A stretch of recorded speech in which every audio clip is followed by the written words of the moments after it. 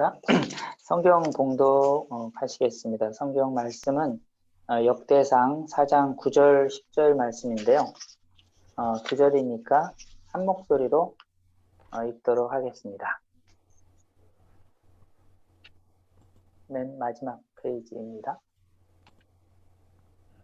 네, 다 같이 한 목소리로 읽겠습니다. 시작. 야베스는 그의 형제보다 귀중한 자라. 그의 어머니가 이름하여 이르되 야베스라 하였으니 이는 내가 수고로 낳았다 함이었더라. 야베스가 이스라엘 하나님께 아뢰어 이르되 주께서 내게 복을 주시려거든 나의 지역을 넓히시고 주의 손으로 나를 도우사 나로 환난을 벗어나 내게 근심이 없게 하옵소서하니 하나님이 그가 구하는 것을 허락하셨더라. 아멘. 네. 100% 응답받는 기도법이라는 제목으로 김찬희 목사님께서 말씀 증거하실 때 많은 은혜 받으시기 바랍니다. 아멘. 할렐루야. 예수님의 이름으로 우리 모두를 또 대림 산업을 축복합니다. 아멘. 우리 하나님은 전능하신 분입니다. 우리 예수님께서 요한복음에서 이렇게 얘기하셨어요. 너희가 내 이름으로 무엇이든지 구하라. 그러면 내가 이를 이루리라 라고 얘기했습니다.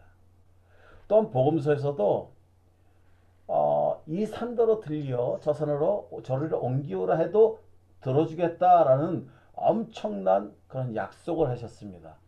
이런 초자연적인 역사는 인간이 할 수 없고 오직 전능하신 하나님께서 할 수 있다는 그런 말씀인 줄 믿습니다. 저는 그 주님을 찬양하고 주님께서 우리에게 하신 말씀을 저는 믿습니다. 제가 누누이 말씀드리지만 일반 계시와 특별 계시가 있다고 그랬죠. 일반 계시는 이런 자연 현상입니다. 지구가 시계 반대 방향으로 자전을 하고 태양 주변을 공전을 하고 이 모든 삼라만상 우주의 모든 질서와 운행을 우리 전능하신 하나님이 하고 계시다는 것이죠. 달, 별, 태풍, 바람 모든 자연 만물이 아름답게 이제 아름다운 열매를 맺는 이 가을까지도 전능하신 하나님이 주관하신다라는 것을 저는 믿어 의심치 않습니다. 이분이 바로 저와 여러분의 아버지이십니다. 제가 가장 신뢰를 갖는 건 뭔지 아세요? 세상에 하나님이 창조하신 피조물인 우리의 죄로 인하여 그 죄값을 대신 다 져주려고 하나님이 당신이 언약하셨기 때문에 언약은 파기할 수 없기에 죄값은 사망이니 그 모든 죄를 다 우리 예수님이 짊어지시고 죽으셨다는 것이죠. 말도 안 되는 거예요. 어떻게 조물주가 신이 그 피조물 죄 많은 인간을 대신해서 죽어줄 수가 있을까? 놀라운 하나님의 사랑을 우리들에게 보여주신 것이죠. 말라기에서도 그런 얘기를 하는 거예요. 이스라엘 백성들이 언제 하나님이 우리를 사랑했습니까? 라는 얘기에 아니다 내가 너희를 사랑했다라고 마지막에 한 말씀인데 이스라엘 백성을 믿지 않으니까 그 다음에 400년이라는 게 어떤 하나님이 아무런 응답하시지 않는 그런 기간이었다는 거예요. 저는 이처럼 우리가 이 시대에 살면서 하나님은 내 기도에 응답 안 하시는 분이야 이렇게 여러분들이 좌절하고 기도하는 것을 게을리하지 마시고 전능하신 하나님이 나를 구하시려고 친히 독생하신 성자 하나님을 이 땅에 보내셔서 죽게 하셨으니 제가 누누이 말씀드리죠. 예수님이 이 땅에 오신 목적은 죽으러 오신 거예요. 죽으러 오신 거예요. 죽게 하셨으니 내가 기도하는 것 이거 하나 안 들어주실 분이 아니라는 것을 여러분들이 믿으셔야 되는 거예요. 기독교는 믿음의 종교입니다. 믿음의 종교. 우리가 어떻게 구원받았어요? 우리 예수님께서 우리의 죄를 대신해서 죄값을 다 대신해서 지시고 죽으셨다는 것을 우리가 믿는 그 믿음 때문에 우리가 구원을 받은 것이죠. 또한 언제 성령님이 오시나요? 성령님이 이미 오셨어요. 그런데 각자에게 성령의 기름 부음, 일을 행하기 위해서 하나님의 일을 감당할 수 있도록 성령의 기름 부음이 오는 그때는 각자가 다른데, 이것을 반드시 저와 여러분에게도 성령님의 충만함이 임한다는 것을 믿을 때, 그 믿음이 있을 때 마침내 그날이 온다는 것이죠. 오늘 본문은 역대상 4장 9절에서 10절 말씀입니다. 제가 이것을 연구하면서 떠오르는 모든 제목들이 있어요. 이것을 쭉 한번 나열해 적어봤어요. 저는 이게 떠오를 때 이 본문을 연구하면서 떠오르는 그런 제목들을 적어놨다가 나중에 모든 과정이, 연구의 모든 과정이 다 맞춰지면 그때 맨 마지막에 결정되는 게 설교 제목이에요. 그렇다면은 이 본문을 연구하면서 엑기스로 빼낼 수 있었다는 것은 바로 이 설교 제목에 해당되는데, 오늘 여러분들이 아시는 대로 100% 응답받는 기도법, 정말 멋진 제목이죠. 아니 어떻게 세상에 100% 응답받을 수 있어? 기도에 100% 응답받을 수 있는 거야? 정말 그런 거야? 이런 질문이 생길 거예요. 정말 그렇습니다. 그러면 이제 그 기도법이 뭔지는 이제 말씀을 드릴 거고, 또 하나는 제목은 리더의 조건. 리더가 되려면 어떤 사람이 돼야 되나, 어떤 조건이 있어야 되나, 이런 것을 한번 제가 생각해 봤고, 또 하나는 하나님께 쓰임받는 자가 될 수 있는 법이라 했어요. 어떻게 하면 우리가 하나님께 쓰임받을 수 있을까? 쓰임받는 자가 되는 법, 이렇게 했는데 결론적으로는 100% 응답받는 기도법으로 정했습니다. 저는 정말 우리 그리스도인들이 지금 불투명한 시대에, 오늘 기도도 하셨고 또 우리 예배 전에도 말씀도 나눴지만, 얘기도 나눴지만, 정말 이 시대에 어떻게 하면 미래를 준비할 수 있을까? 어떻게 하면 내가 쓰임받을 수 있을까? 이런 혼란이 가득한 지금의 이 시대입니다. 저는 결혼식장 갔는데 정말 마스크 쓰고 있는 그런 모습이 너무나 마음이 아픈 거예요. 이 마스크가 이게 문화가 돼버렸고, 또 어떤 사람들은 이제 뭐 성형외과 잘 안 된다. 왜? 마스크를 끼니까 잘 안 보이니까. 참 이런 시대에 있는데 우리가 어떻게 하면 이 시대에 정말 쓰임받고 리더로 우리가 성장할 수 있을까 하는 것을 본문을 통해 살펴보려고 합니다. 여러분, 오늘 말씀드린 역대상 그리고 열왕기서는요, 이스라엘 백성들이 포로 이후에 돌아와서 쓴 책이 바로 열왕기서와 역대기서예요. 열왕기서를 한마디로 얘기해라 그러면 이런 얘기입니다. 왜 우리가 망했는가라는 거예요. 왜 우리가 망했을까? 여기에 대한 질문이라면 역대기서는 앞으로 우리가 어떻게 살 것인가에 대한 질문이에요. 왜 이스라엘이 망했고 왜 바벨론 포로로 잡혀왔는가? 유대가 멸망한 이유는 왕들과 백성들이 하나님의 말씀에 불순종하고 우상을 섬긴 결과임을 밝힌 책이 바로 열왕기서예요. 그러니까 우리는 이거 쓴 이 역사의 아주 아픈 모습을 보면서 우리는 어떤 결단을 해야 돼요? 내가 다시는 우상을 섬기지 않고 하나님을 떠나지 않고 하나님의 말씀에 순종하며 살리라 라는 결단이 있어야 되겠죠.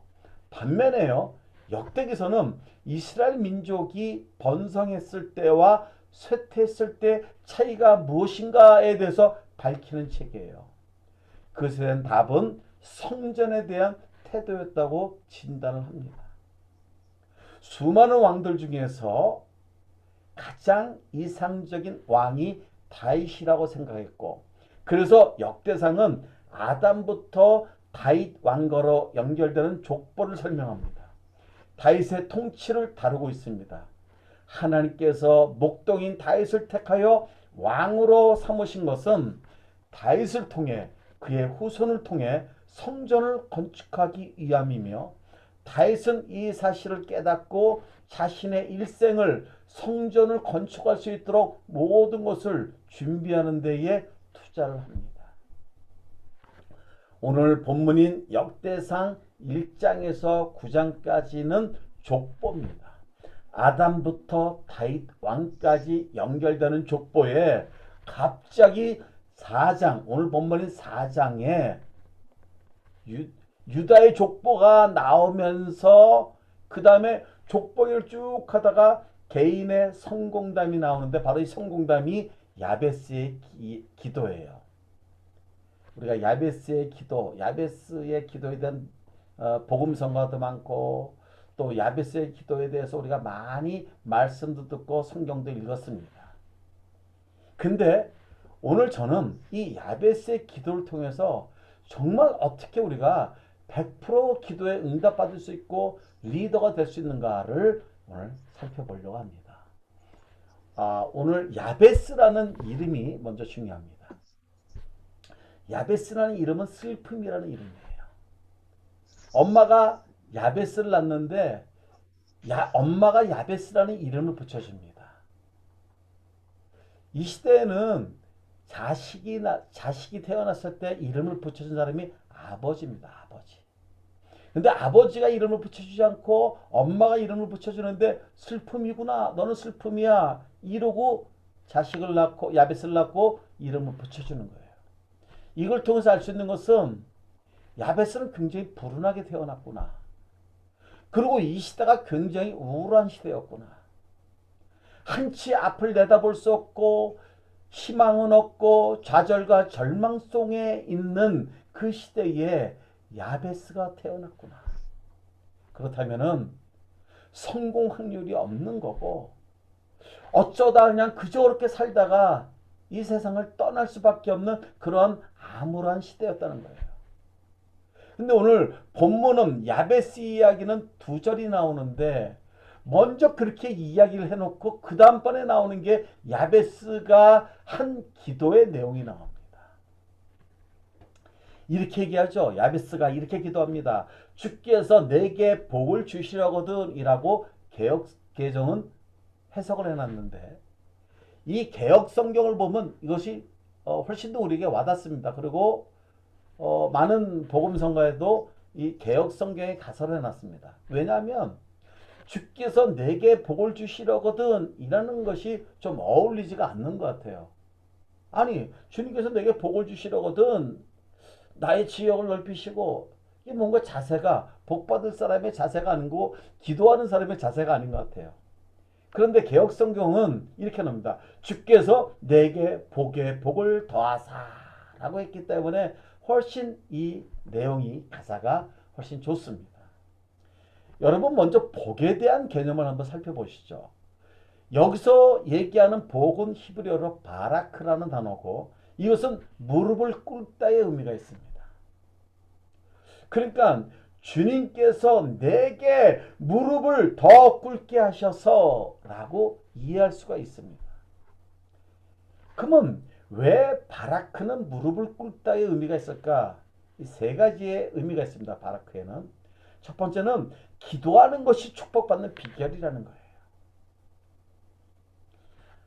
두 번째는 하나님께 경배하는 것이 복받는 비결이라는 겁니다.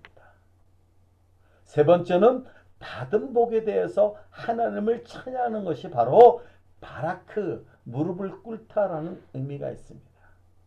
그래서 야베스는 슬픔이는 하나님께 기도할 때 주님께서 내게 무릎을 더 꿇게 하셔서 라고 기도를 시작하는데 기도가 4가지의 기도를 합니다.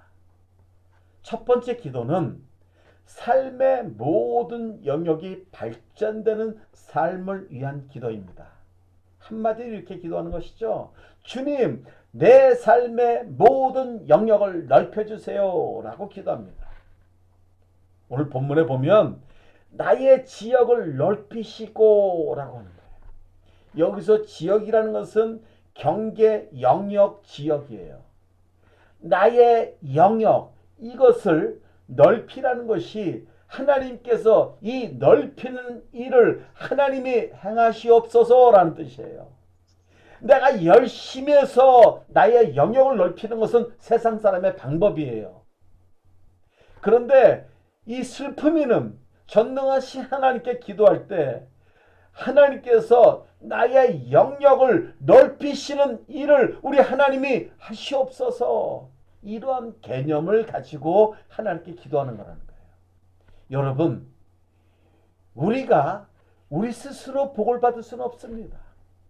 하나님께서 내게 복을 주시지 않으면 내가 복 받을 것이 없다는 거예요.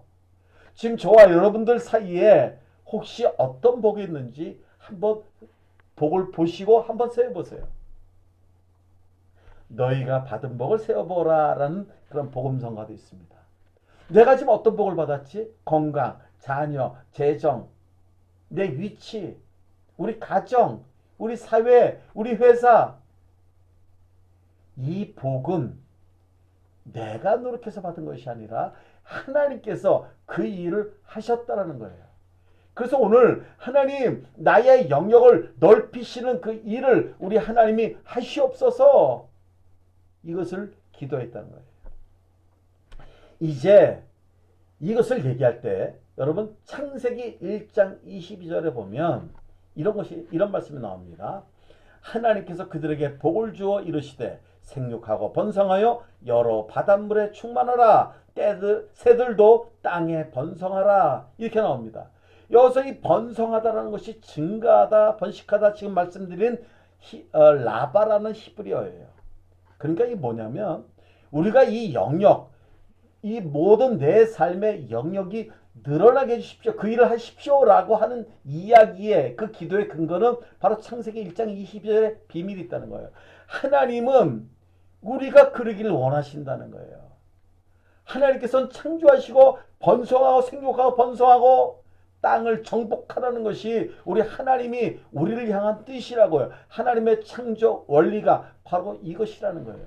우리가 어렵고 괴롭고 힘들고 이것이 하나님의 뜻이 아니에요. 하나님은 우리가 잘되고 번성하고 생육하고 다스리고 정복하고 이 늘어남의 법칙에 대한 하나님이 일을 하시고 그것이 하나님의 창조 원리이기 때문에 이것을 우리 하나님은 원하신다는 거예요.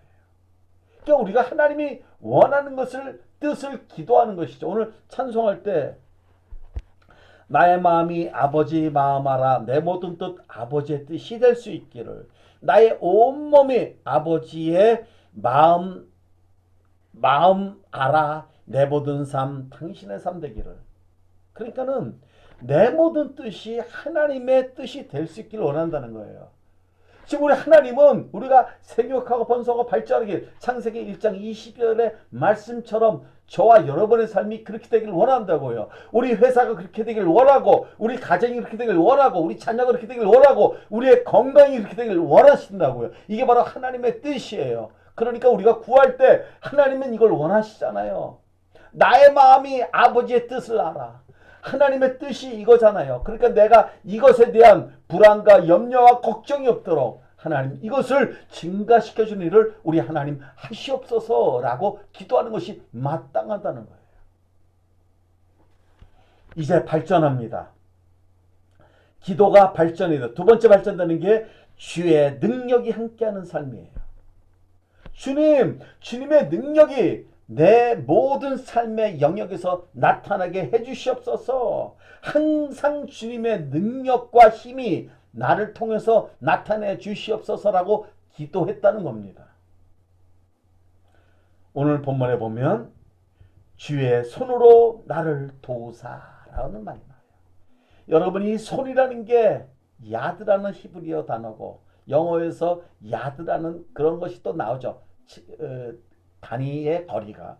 그런데 이것은 능력과 힘을 상징해요. 이 손은 능력과 힘이에요. 서구권에서는 자녀를 손으로 때렸을 때는 그거는 폭력으로 봅니다. 또 우리 유대 민족들도 자녀를 가르칠 때 채찍으로 다스리는 것이 하나님의 말씀에 나와 있다 보니 아이들에게 훈육하고 또 아이들을 체벌할 때 허리띠를 풀러서 때리는 것이 그들에게는 문화인데 우리가 볼 때는 너무나 끔찍하죠. 우리는 어쩌면 손으로 그냥 쉽게 때리죠. 근데 이건 안 된다는 거예요. 이 손은 능력이고 힘이에요. 그걸 상징합니다. 그러니까 주의 손으로 나를 도우사라는 이런 말씀은 이 돕는다는 것이 한 번 도와주시고 그 다음에는 내가 알아서 할게요의 의미가 아니에요. 히브리어 의미는 그것이 아니라 지속적으로 주님의 손이 나를 도울 수 있도록 이것에 계속적인 도움을 구하는 기도라는 거예요. 우리가 잘 되어도 하나님, 이 주님의 손이 나를 도와서 여기까지 왔습니다. 이제부터 더 지속적으로 이 도움이 하나도 끊이지 않도록 지속적으로 주님이 도와주셔야지 제가 증가해 나갈 수 있고 영역을 확장해 나갈 수가 있고 영향력을 키울 수 있습니다 라고 기도할 수 있다는 거예요. 그렇게 기도해야 된다는 거예요. 주님이 그걸 원하신다는 거예요. 그래서 두 번째는 주님의 능력이 내 모든 삶의 영역에 나타나게 주시옵소서. 그 일을 지속적으로 하시옵소서. 오늘도 쉬지 마시고 내일도 쉬지 마시고 지속적으로 내가 이 땅에 있는 동안은 주님 그 도움의 손길을 항상 구합니다. 저 여러분이 잘 되어도 저는 주님이 도우셔서 여기까지 왔고 저는 지속적으로 주님의 도움이 필요합니다 라는 기도를 해야 된다는 거예요. 세 번째는 환난이 없는 삶을 기도하라는 거예요. 오늘 본문에 보면 나로 환난을 벗어나 이런 것이 있습니다. 여기서 환난이라는 것은 히브리어로 라라는 뜻인데 나쁜, 악한 이런 뜻이 있어요. 요셉의 형들이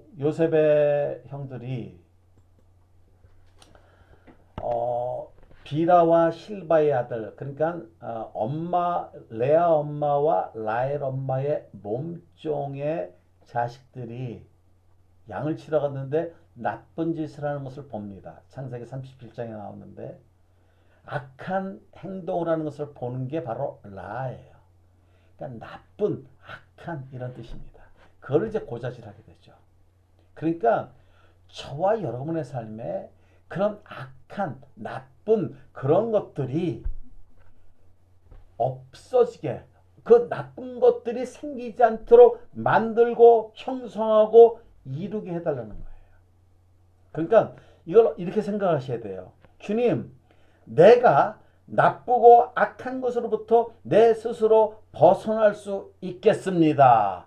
주님의 능력이 나와 함께 하시면 내 삶에, 내 영역에 나쁜 것들이 생기지 않도록 할 수가 있으니 주님 그 은혜를 주십시오 라고 기도한다는 거예요. 그게 바로 나로 환난을 벗어내. 이 나로 환난을 벗어난다 이 의미를 잘못 생각하면 우리가 수동적인 거예요. 수동적으로 이런 일이 내게 안 생겼으면 좋겠어 라고 생각하는데 그게 아니라 거꾸로 내가 긍정적으로, 내가 능동적으로 주님 내 삶에 나쁜 것들이 생기지 않도록 이것을 내가 짓밟습니다. 이것을 내가 억누릅니다. 그런 일이 생기지 않도록 내가 형성하고 완전히 고착화시킵니다. 왜? 주님의 능력이, 주의 손이 나와 함께 하시니 라는 것입니다. 마지막으로는 근심이 없는 삶이에요. 환난이 없으니 당연히 근심이 없겠죠. 이런 네 가지의 영역 가지고 기도했다는 거예요. 다시 한번 정리해보면 주님, 내 삶의 모든 영역, 지력, 능력, 영역, 모든 영역을 주님 넓혀주십시오. 그 일을 해주시옵소서. 주님, 내 삶 속에서 항상 주님의 능력과 힘이 있게 해주십시오. 주님, 내 삶 가운데 환난이 생기지 않도록 주여 도와주십시오.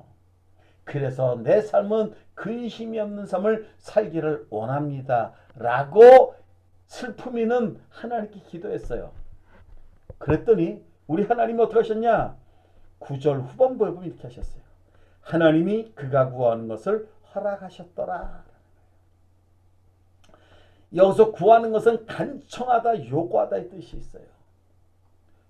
불의한 재판장한테 간절히 요구하는 그 과부의 심정으로 주님께 간절히 간청하고 요구했다는 거예요. 여러분, 요구했대요. 구했대요. 하나님, 내가 이것을 요구합니다. 나의 이 모든 내가 기도하는 이 제목, 이거 내가 우리 하나님께 요구합니다. 왜냐하면 예수님이 나를 위해서 죽으셨고 내가 그 귀한 보혈로 산 난데 이것쯤이야 당연합니다. 이것을 저는 요구합니다. 저는 이것이 필요하니 주여 내가 우리 전능하신 하나님께 이 또한 간청합니다. 라는 자세로 구했다는 것을 오늘 본문에선 이야기합니다. 하나님이 그걸 보시고 아셨다는 거예요. 아, 얘가 정말 간청하고 있고 얘가 정말 내 이름으로 예수 이름으로 요구하고 있구나를 알았다는 거예요. 그 결과 허락하셨다는데 이 허락하셨다의 의미는 공간의 개념이 있어요. 한 장소에서 다른 장소로 이동하는 공간상의 움직임이 있는 그런 히브리어 이미지예요. 그러니까 너가 과거에 그러한 영향력에서 완전한 능력 있는 영향력으로 옮겨지고 네가 질병 가운데 고통받고 있는 그런 영역에서 내가 완벽하게 새로운 것으로 옮겨지는 아예 차원을 이동하는 그러한 것을 우리 하나님이 하셨다는 거예요. 그 원인이 어떤 근거로 그가 요구하고 그가 간청했기 때문에 여기까지 굉장히 은혜가 됐죠. 그래, 나도 이렇게 구하면 될까? 이렇게 구하면 될까? 이렇게 하면 될 거야. 그런데 과연 이렇게 기도해서 100% 응답받을 수 있을까? 라는 생각을 할 수 있습니다. 맞아요. 응답받을 수도 있고 안 받을 수도 있어요. 그러면 왜 오늘 설교 제목을 100% 응답받는다고 얘기했을까? 바로 그것은 앞서 말씀드린 것처럼 역대상 1장에서 9장의 족보는 아담부터 다윗까지 연결되는데 이것은 어떤 한 개인의 이야기가 아니라 하나의 공동체, 유대 지파에 관한 이야기가 쭉 나오는데 갑자기 4장에서 야베스의 기도가 나오는 거예요. 그러니까 야베스가 태어났을 때는 이름과 또 야베스가 태어난 환경을 볼 때 암울한 시대였다는 거예요. 어려웠던 시대였다는 거예요. 공동체가 있는 가운데 개인이 있는 것은 개인을 위한 기도가 아니라 야베스가 한 기도는 공동체를 위한 기도였다는 거예요. 나는 비록 이렇게 슬픔으로 태어나서 우리 아버지도 안 계시고 우리 어머니가 나를 낳고 이름을 지어준 그런 상황이지만 지금 이 암울한 때에 나를 위한 것이 아니라 나의 그러한 영향력 있는 하나님의 뜻 가운데 영향력 있는 내가 이 공동체를 위해서 정말 헌신하고 이 공동체가 하나님의 공동체가 되기를 원합니다라는 이것이 비밀이 있다는 거예요. 그러면 저와 여러분이 기도할 때 내가 이것이 필요해요. 물론 구할 수가 있습니다. 하나님, 내가 능력이 있어야지 내가 섬길 수 있지 않겠습니까? 우리 지난달에 시편 119편을 통해서 우리가 기도할 때 주께서 내가 후대하시면 이것을 볼 때 우리가 어떻게 봤습니까? 주님께서 나를 잘 대해주시고 나를 후대해 주셔야지 내가 힘을 얻어서 주님 일을 할 수 있지 않습니까? 라는 그 기도와 같은 맥락이에요. 그러니까 야베스가 한 기도는 나 자신, 자기 자신을 위한 기도가 아니라 공동체를 위한 기도였다는 거예요. 하나님이 그 공동체를 위한 기도를 보시고 그 간청과 그 요구를 보시고 하나님이 공간 이동을 함으로써 모든 것을 완벽하게 준비시켜 주셨다는 거예요. 지금 저와 여러분이 무엇을 위해 기도할까요? 회사의 암울함, 이 시대의 경제의 어려움, 우리 가정의 어려움, 이제 내가 회사를 떠나서 무엇을 해야 될까 하는 그 어려움에 그런 상황에 나만을 위한 기도가 아니라 그걸 뛰어넘어서 우리 하나님이 원하시는 기도를 하는 것이 어떠냐라는 것을 질문드리는 거예요. 지금 우리가 우리의 회사를 위해서 기도하고 우리의 가정과 교회와 민족과 나라를 위해서 기도하는 그 기도 속에는 당연히 나의 모든 것은 해결받는다는 것을 우리 하나님은 다 하신다는 거예요. 당연히 너희들의 필요는 내가 채워주지. 너희들이 너의 자신을 가지고만 기도하는 것보다는 이제는 공동체를 위한 기도했을 때 100% 응답받을 수 있다라는 것을 오늘 저희들에게 주신 말씀이라고 믿습니다. 저는 여러분에게 왜 역대상 4장에 유대 지파 얘기를 쭉 끌어오다가 갑자기 야베스의 개인에 대한 이야기가 나왔을까? 이것은 야베스 개인에 관한 이야기가 아니라 야베스가 공동체를 위한 기도를 통해서 응답받은 것을 그 유대 지파에게 알려준 것이 아닐까라는 것이 확신이 듭니다. 지금 공사, 수주, 수행 이런 여러 가지 것이 회사의 문제가 지금 글로벌로 경제 위기 속에 같이 묻히면서 다 고통스러워하고 있습니다. 경영자는 경영자대로 더 큰 고민 속에 있고, 또한 우리 모든 직원들도 걱정과 염려와 두려움 속에 있습니다. 과연 이때 무엇을 가지고 저와 여러분이 기도할 거냐는 거예요. 왜 하나님이 저와 여러분을 이 회사에 보내주셔서 오늘 이 말씀 듣게 해주시고 왜 기도하게 해주시나?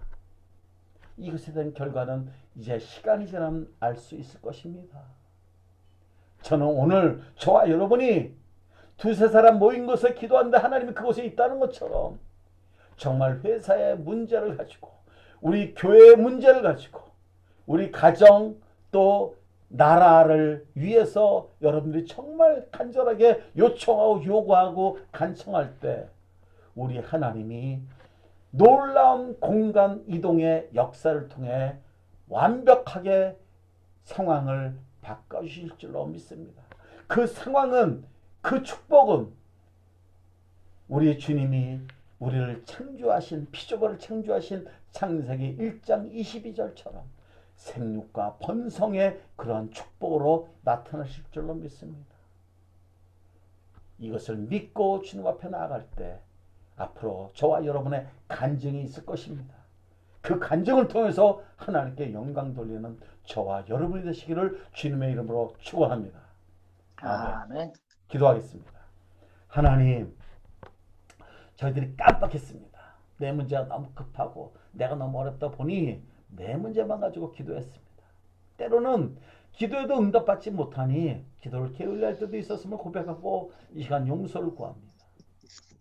주님, 역대상은 그들이 열왕기서는 왜 우리가 망했는지에 대한 질문이었고, 역대기는 왜 우리가 어떻게 해서 우리가 번성했을 때, 쇠퇴했을 때 어떤 차이 있는가를 밝혔다고 했습니다. 주님, 저희가 어려운 가운데 있든지 또는 부한 가운데 있든지 어느 상황이 있다 할지라도 정말 오늘 창세기 1장 20절의 말씀 붙들고 이제는 나를 위한 것이 아니라 하나님의 마음을 알아 기도하는 우리 모두가 되게 하여 주옵소서. 예수님의 이름으로 기도합니다. 아멘. 아멘.